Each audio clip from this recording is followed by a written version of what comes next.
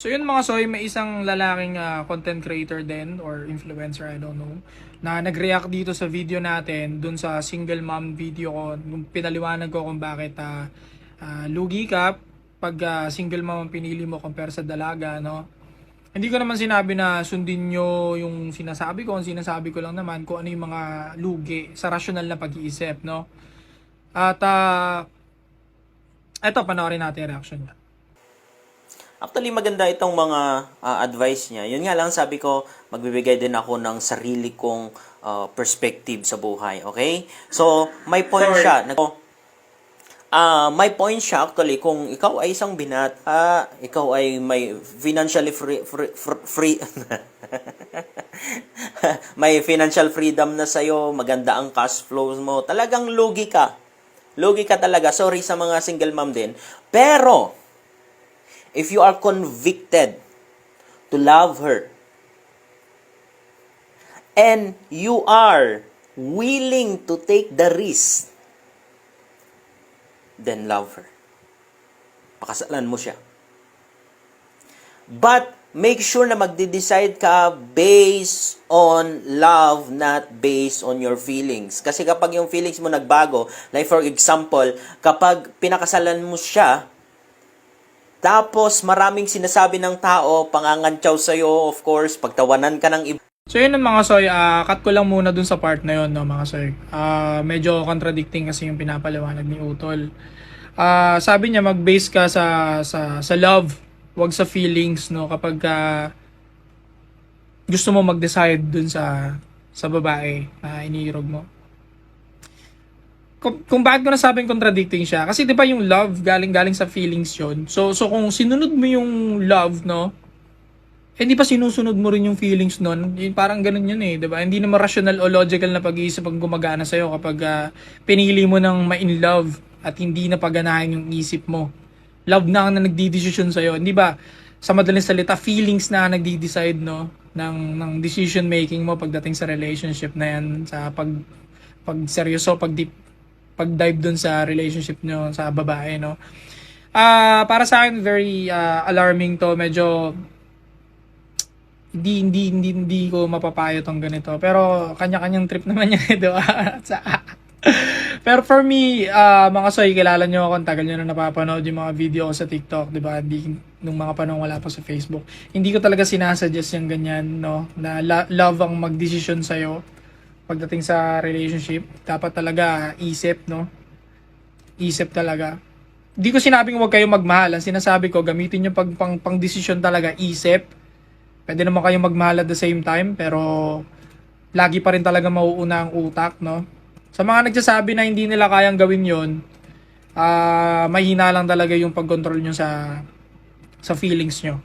Okay? So bakit ko nasabing very alarming to, medyo hindi siya maganda ipayo sa mga kabataan at sa mga lalaki, ganoon din sa mga babae, no? Kasi pwede magkanda leche buhay mo. Paprangkay na kita. Pwede magkanda leche buhay mo kapag nag-decide sa'yo lagi yung pakiramdam mo. Okay? Pwede kang mapahamak, 'di ba? Pwedeng masira relationship nyo dahil feelings nga nagde-decide sa'yo. And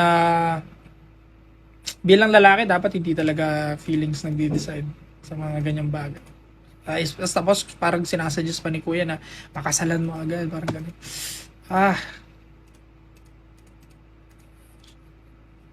Panoorin pa natin. Then, hindi mo yan talaga makakaya kung naka-base ka sa feelings mo. Kaya ako nga sinasabi sa'yo, pakasalan mo siya based sa love, definition ng love. So when it comes to love, ang pinaka-basehan ko or pinagkokopyahan ko ng true meaning of love is God. Because God is love, John 3:16. God is love. Yun yung nature ni God. So God loves us. Kahit anong kasalanan, kahit anong mali ang nagawa mo, kahit anong nakaraan mo, wala siyang pakialam dahil binigay na niya ang kanyang anak at yun ang tunay na pagmamahal. So ang point ko dito is that if you love her, you don't care about her past, you don't care kung anong meron siya ngayon. At cut ulit natin doon mga soy, no? gusto ko lang i-correct na we men, no, in majority ng mga kalalakihan, we care about the past ng isang babae.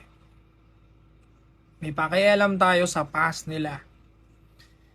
Bakit kamo? Kasi alam natin sa rational na pag-iisip, sa logical na utak natin mga lalaki, no, na kung ano siya noon, kung kagawian niya talaga noon, o kahit pa sabihin na natin tapos na yun at kinalimutan niya na, pero malaking chance, no, na yun din ang umuhulma ng future niya ngayon, ng present niya ngayon.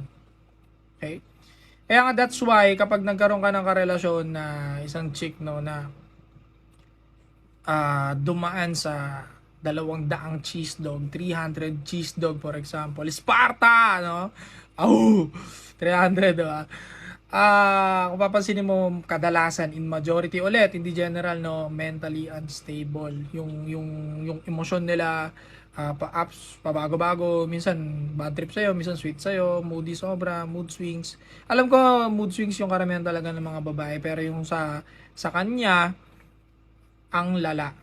Yun na lang talaga. Based on my experience din, and na-observe ko din sa mga naging tropa kong lalaki, no, na may mga ganong napiling SME o napiling girlfriend, ang gulo-gulo talaga at sumasaklolo sila sa akin, no? Humingi sila ng payo, ng tulong, bakit daw ganon. Kasi nga yung dulot nung past. Okay? Pag marami kasing naging nadaan ng cheese dog ang isang babae, so yeah, ma-offend ako, ma-offend, pero sa totoo lang, kayo yan, choice nyo kasi yan kung bakit dumami ng ganyan. Kayo pumili niyan. Kasi hindi nyo pwedeng sisihin mga lalaki. Puro red flag kasi yung mga lalaki na daanan ko. Sino ba nag-filter nung mga lalaki na yun kundi ikaw din, diba? Baka mamaya sa sobrang daming red flag na dumaan sa'yo, hindi naman talaga yung mga lalaki yung red flag. Baka mamaya, kung paano ka sumuri ng lalaki, mata mo na ang red flag, kumbaga. Hindi ka marunong talaga kung paano tumingin ng tamang lalaki na maayos na lalaki. Kaya nakakalusot palagi sa yung mga lalaking loko-loko tapos aalis din. Diba? Hindi ka naman saseryosohin, ganun. So going back, nagmamatter ang past ng isang babae. At may pakialam ang mga lalaki doon dahil imahe natin yun. Kung sino yung babae natin, no? O yung mapapangasawa mo, imahe mo yan. Bilang lalaki, magiging image mo yan. Okay? At ang mga babae naman may pakialam sa future ng mga lalaki. Tanggapin na natin kahit anong equality natin, may pagkakaiba talaga ang lalaki at babae. Ang babae may pakialam sa future ng lalaki kasi magiging future niya rin yun in majority. At ang mga lalaki naman may pakialam sa past ng babae dahil nagugulo ang emosyon ng isang babae kapag sobrang dami niyang past. Sobrang dami niyang relationship na nag-messed up. Ang gulo-gulo na niyan kadalasan. Iba't iba na yung ugali dahil iba't ibang ugali na yung napasa sa kanya, na-absorb niya. So yun mga soy ko, sa mga soy army ko dyan, hanggang doon na lang muna. Hindi ko na rin tatapusin yung video niya kasi doon lang naman yun iikot sa about sa morals, no, ng religion. At siguro naman predicted nyo na yung mga sasabihin niya about doon sa part na yun. Sa mga hindi nakakaalam, yes, naniniwala din ako sa God.